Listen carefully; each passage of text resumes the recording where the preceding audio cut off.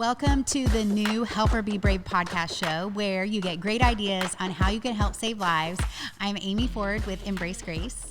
And I'm Jessica Russo with Embrace Grace. So I feel like I start every episode with, we're so excited, but like we do. Even at the office, like we always say we're so excited. We say a couple words: excited, amazing, wow, and then some other things we probably can't say on camera. But anyways, today, oh my goodness, a special couple that me and you got to hear at a Counsel for Life event, and they have a story that is hard to hear, but yet so powerful. Yeah. And the way they are helping the community, like we didn't even know. Didn't even realize this was the thing. Yeah. And how cool that it's so broad. So they had a baby that they knew were going to pass away. And so me and you were really focused on helping women be brave and choose life for women with unexpected pregnancies. They didn't know they were going to get pregnant, and so then it happened.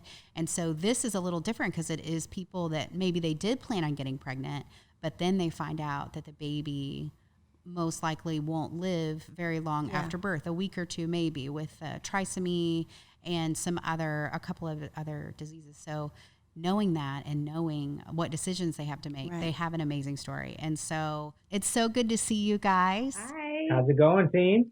Pretty good. I just love your organization. It's such a unique place that has kind of, we didn't even really know about you until Counsel for Life, but like this organization that is doing something totally unique on how they are helping women and men be brave and choose life. And we were so touched by your story when we heard it actually just earlier this year.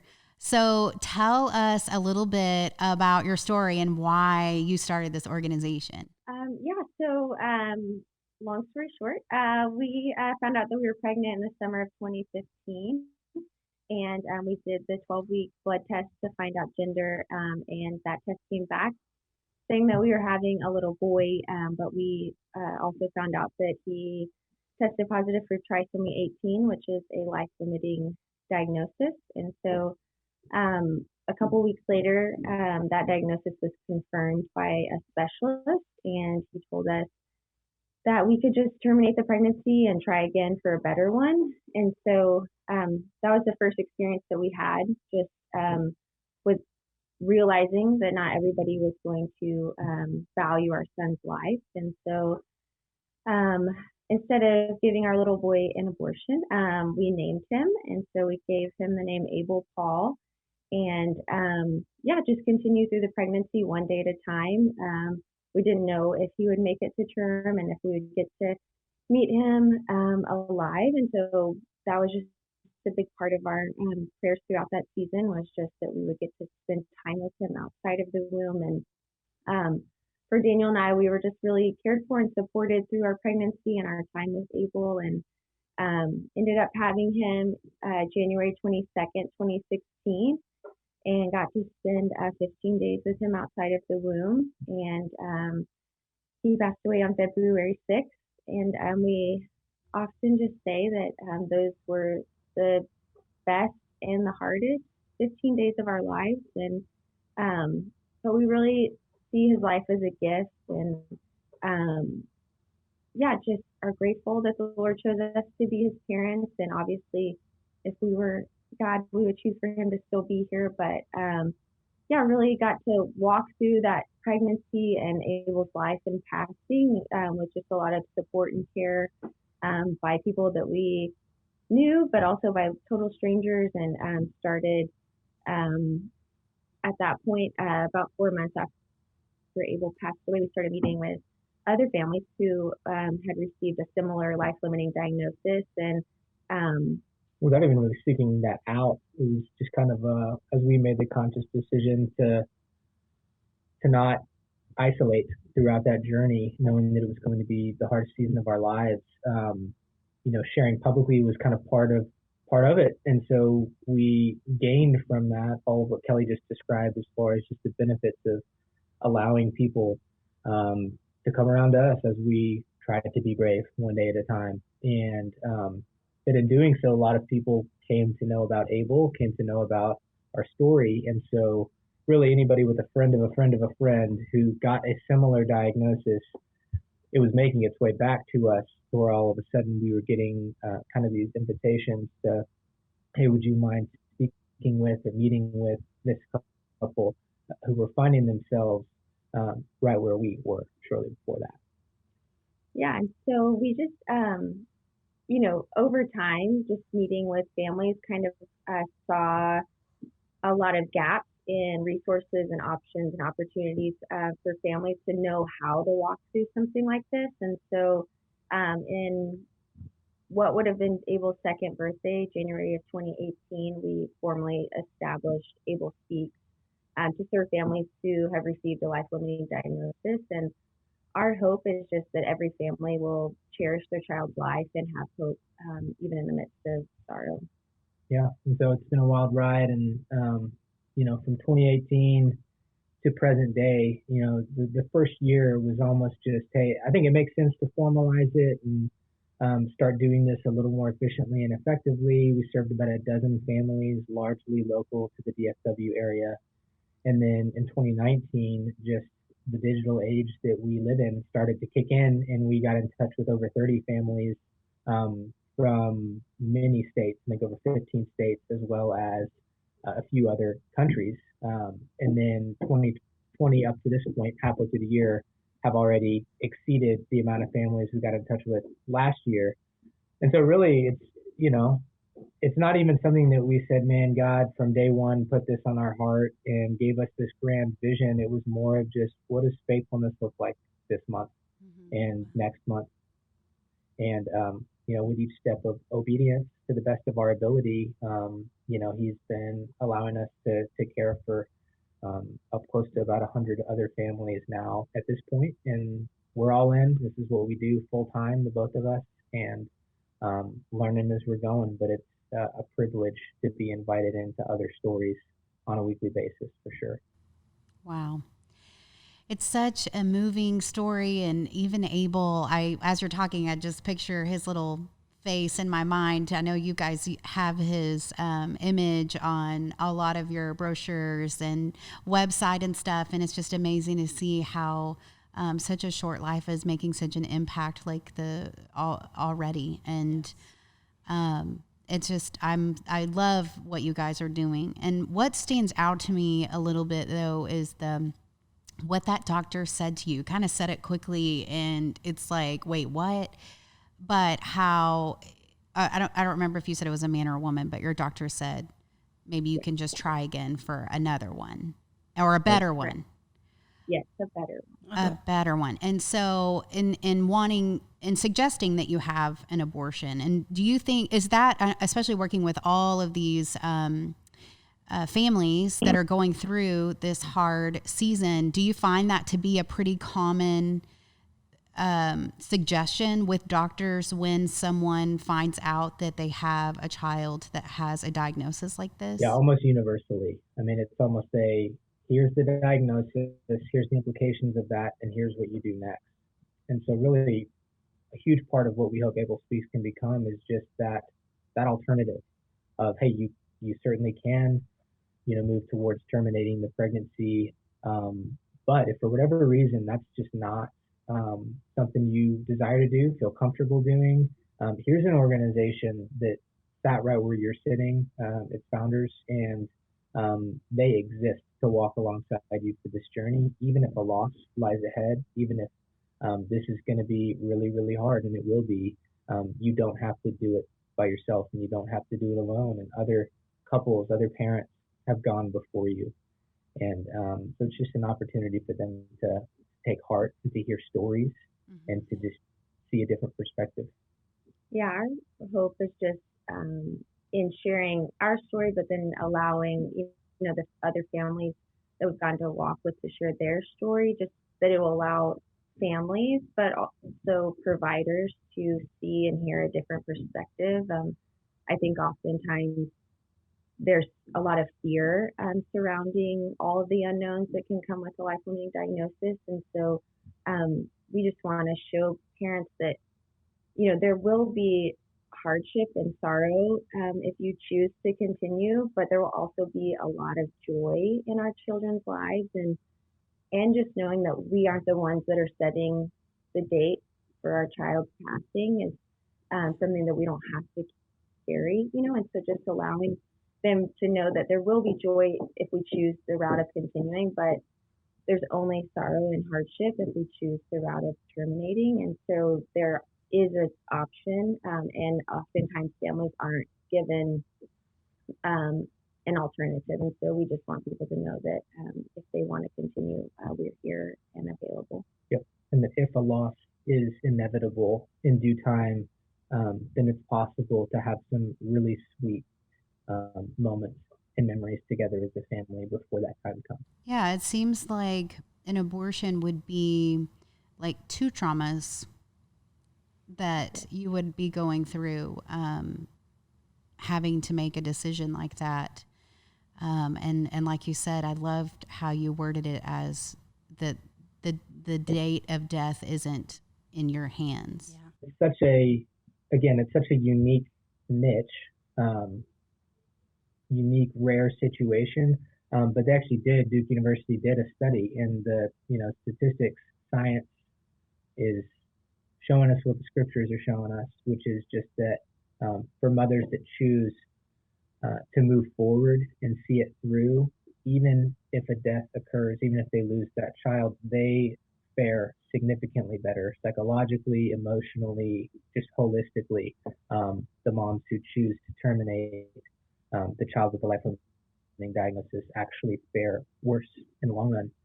And I think it's exactly because of what you just said. I think you're not alleviating the suffering, you're compounding it in a way. Yeah.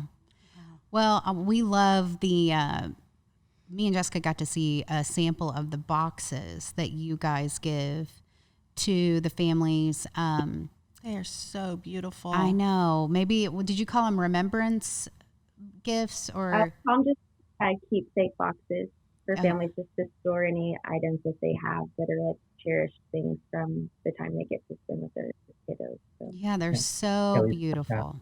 Thank you. Yeah, thanks. And then and then I saw the sign that said Abel Speaks, and I remember you had said that is based off of a scripture. Which one was it? It's Hebrews 11:4 that says, through faith, even though he is dead, Abel still speaks. And so that's kind of where we got the name of the organization. And we didn't even know that was in God's word until actually at Abel's celebration of life. Our pastor shared that verse, and Wow. it's been ever since then just such a meaningful verse for us. But and then we create a sign that we take out Abel and put in the name of the baby of the family that we're serving, and just as another keepsake and something that hopefully every time they walk by that sign in their home with their little one's name on it, they can remember that their child's life has meaning and was created with a plan and a purpose, and that their life continues to share truth and just point others hopefully to the Lord. So yeah, in a way we phrase it a lot during that journey of caring for, advocating for your child is just we talked about stewarding Abel's life, stewarding his story, and stewarding our suffering in the process, and just have come to see over time. And even if your story never turns into a nonprofit that changes the trajectory of your vocation, that idea that our stewardship of our children will continue even after their earthly life ceases. And so that was a sweet thing to find in the scriptures. Oh my gosh, that idea. That's power. It gave me chills. That's amazing. Yeah. And it's super interesting that Abel was born on Sanctity of Life Day, on Roe v. Wade anniversary, like on a day that so many people celebrate life and the value of life. Like, how amazing that's his birthday. Another thing we figured out after the fact. Yeah. Oh my goodness. Like, there is no coincidences to God. He knew exactly what he was doing. Hey guys, this is Jessica taking a break to share something exciting with you. Are you looking for a way to get involved in the pro-life and pro-love movement? We have the perfect place for you and would love to invite you to join the Embrace Grace Revival Alliance. Come be a part of this group of passionate monthly donors, joining us on an exciting mission to help women with unplanned pregnancies be brave in their choice for life. You get to play a vital part in providing single and pregnant women with spiritual, emotional, and physical support. You get to save lives of mamas and babies, both physically and eternally. Visit us at www.embracegrace.com/donate to learn more. Yeah. And he, just to show his sense of humor and honestly to kind of give us what feels like a little hug. We've had 2 other kids. So Abel has two younger siblings, none of which are twins, but they all 3 have been born on January 22nd. That Oh my is goodness. crazy. So cool. You can't It's make like, this stuff up. it's like God's kind of trying to tell you something. That's pretty awesome. Oh my gosh. And even just confirmation of what y'all are doing. For sure. Yeah. And you guys, like, thank you so much for being brave with your story, with Abel's story. And I just can't help but think as you're speaking, like the impact in eternity.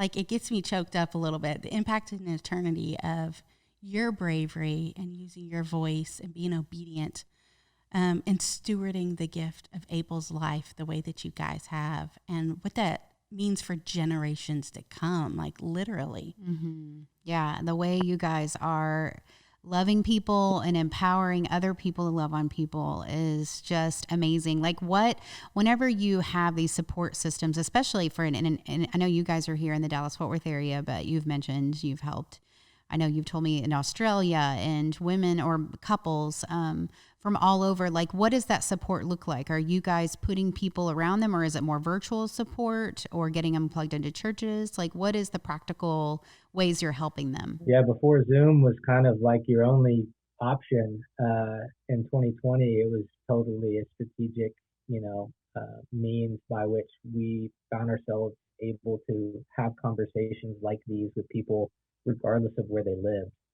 And so that was going to be one of the main challenges and barriers, is that communal piece. And we have different roles kind of that we surround them with on a care team that Kelly could share a little more about. But one of those roles is a mentor couple, which really was kind of just a formal name for Daniel and Kelly for the first long stretch. And then as the ministry has grown, and just as that cycle of just God doing what he does and allowing people to walk through things, and then raising up other people and making disciples in a sense, is that we now have more mentor couples, many of whom have come through as families that we've cared for, that now are at that point in their journey to almost pay forward and steward their child's life in this very same way. And so some of the other services. Yeah, so we do provide a mentor couple, like Daniel said, for each family, which is just someone who's walked through something similar. And that person's just there to provide guidance and wisdom, but also just to check in and be praying for them and supporting them emotionally and spiritually. And then we provide a doula for every family that is just there to help know what the family's desires are for their child's birthday, and just be an advocate for them at the hospital and make sure those things are happening so that the parents can focus solely on their baby.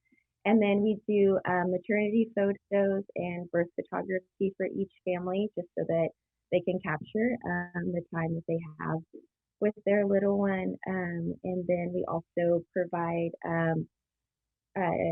medical partnerships or medical providers that value life and are willing to support families that receive a life-limiting diagnosis. We like to connect our families with those providers, just so that we know that they will have a great experience and aren't being asked often if they want to terminate or anything like that. And so, and then we do the keepsake items that you guys mentioned, as well as help families plan a celebration of life service if and when that's a need.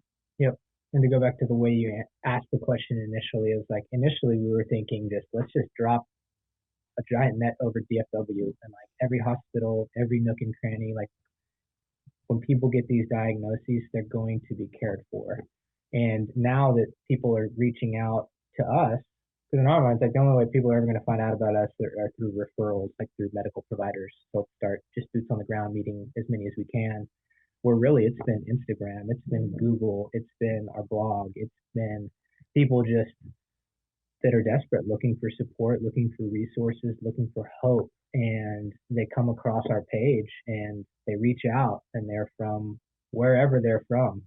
And so it's been an adventure to start to build those types of networks of people in other places and hop on Instagram and just say, hey, we need a photographer in the Bay Area. If you know anybody, who loves Jesus and would want to serve a family in this way, hit us back. And then within 20 minutes, you got 4 people. So And, cool.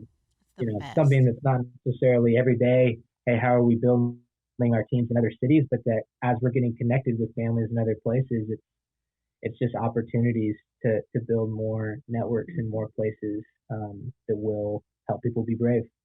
Yeah, you were kind of focused on the addition, like building here in the Dallas-Fort Worth area, but really it's becoming multiplication and the way it's spreading and how people hear about it. And I love that when there's a need that God provides the need and it doesn't even have to be hard. Like it's so cool how he wants to help these women. And I just love all that you guys are doing. And I know that there are going to be people that are probably going to want to reach out to you guys and want to offer help, whether they're photographers or whatever it might look like, or being, maybe this is part of their story and they want to be a support or counselors for them. How do they get connected to what you guys are doing and your social media so that they can pay attention to when you have needs in certain areas?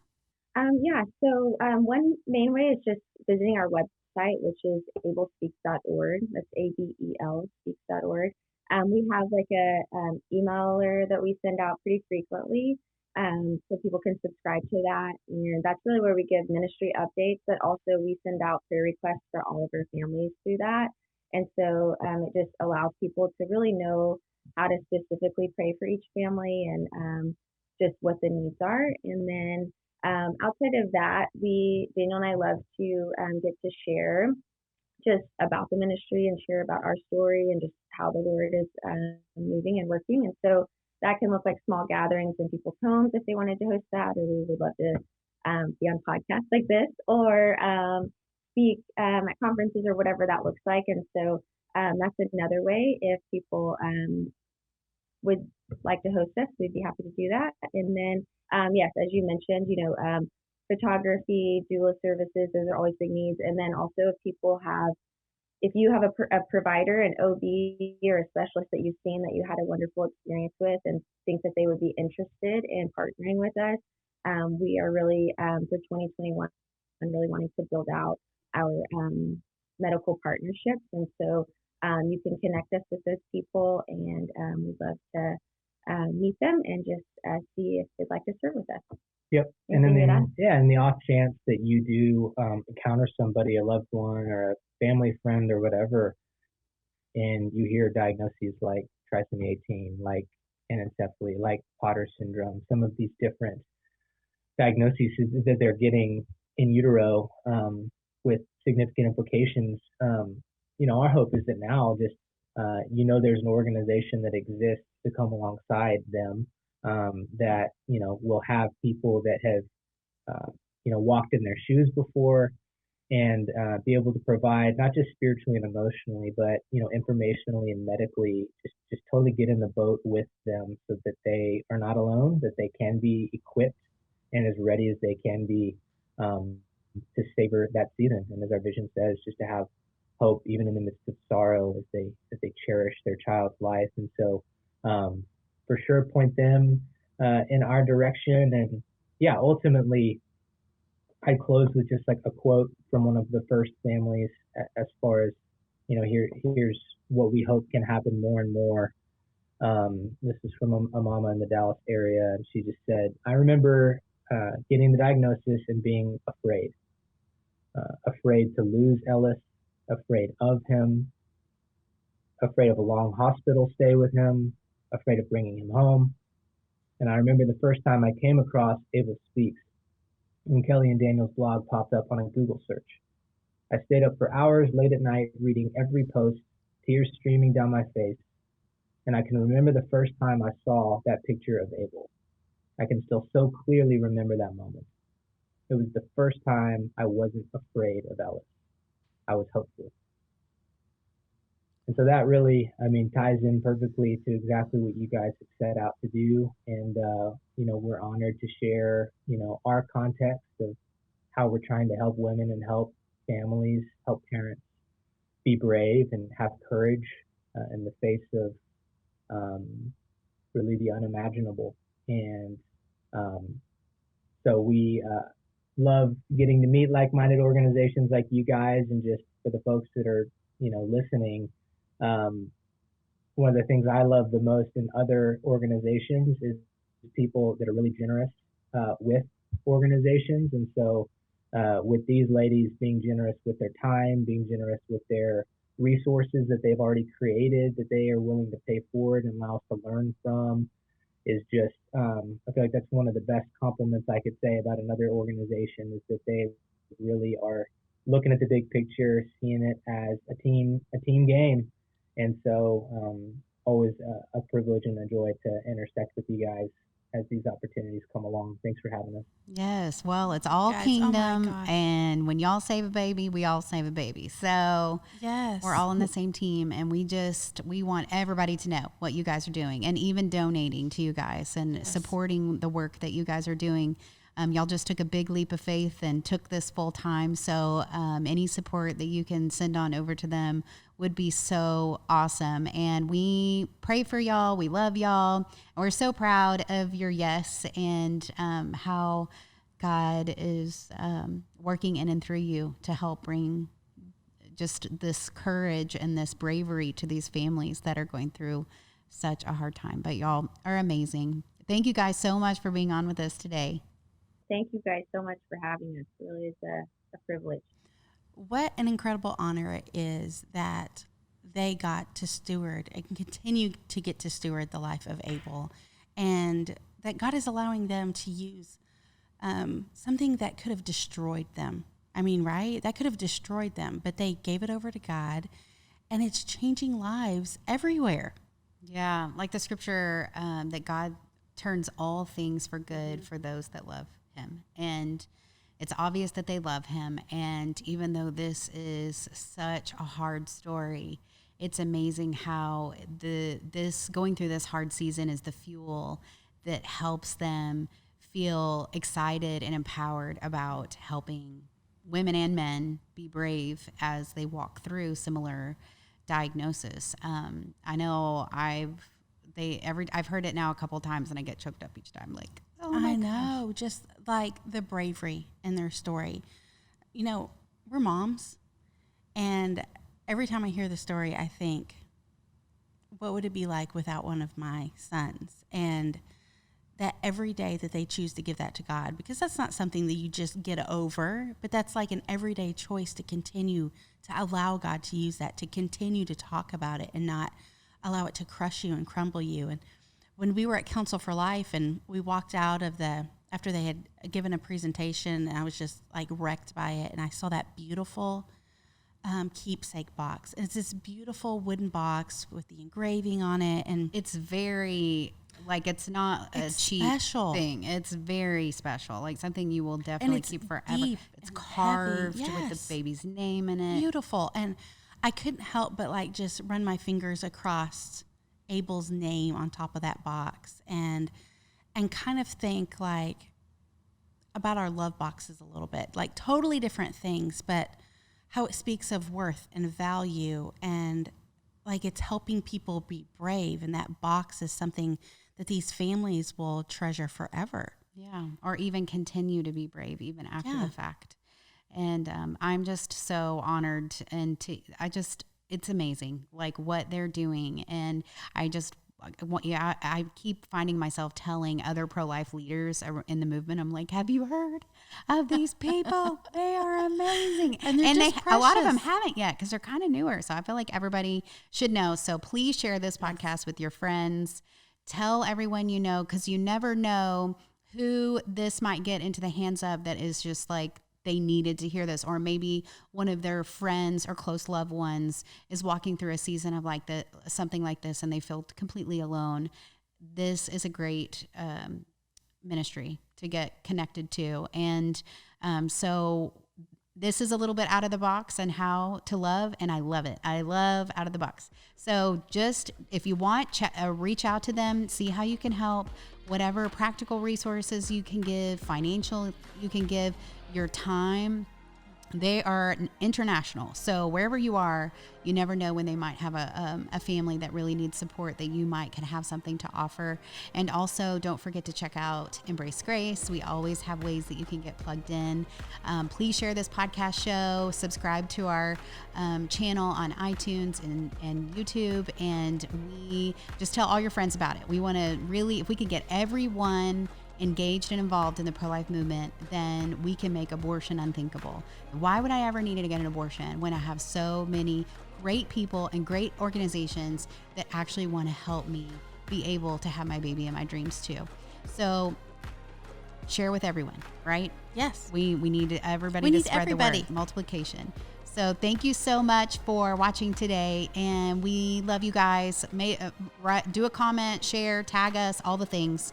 We'll see you next week. Bye.